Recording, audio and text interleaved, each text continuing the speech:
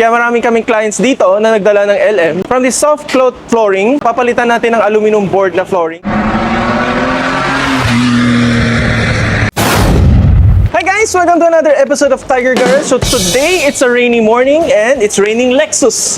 So makikita dito ngayon, we have a Lexus LM here and we have another Lexus LM here. So ano papagawa ni client? So one lagi nirereklamo ng mga Lexus owners or LM owners to be exact is yung kanyang flooring. As you can see, this is a practically brand new car. So, alam ko halos hindi pa nagagamit, parang few days lang nagagamit. Problem ni client, tignan nyo to.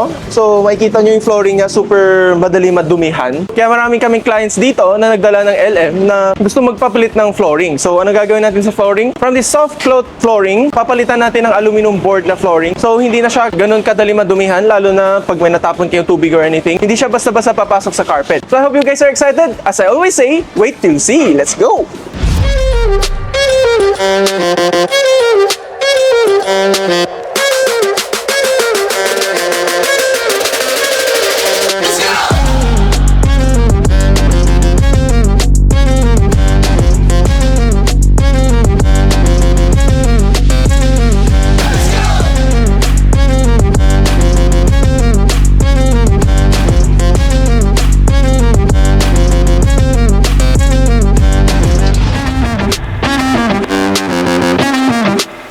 So alright, natapos na yung installation natin. Ayan, makikita nyo.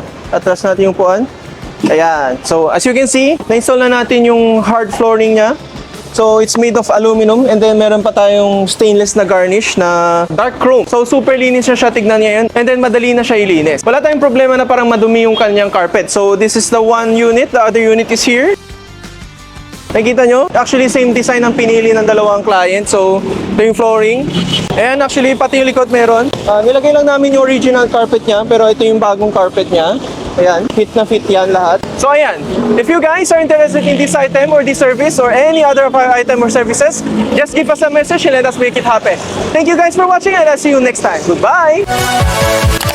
Yeah!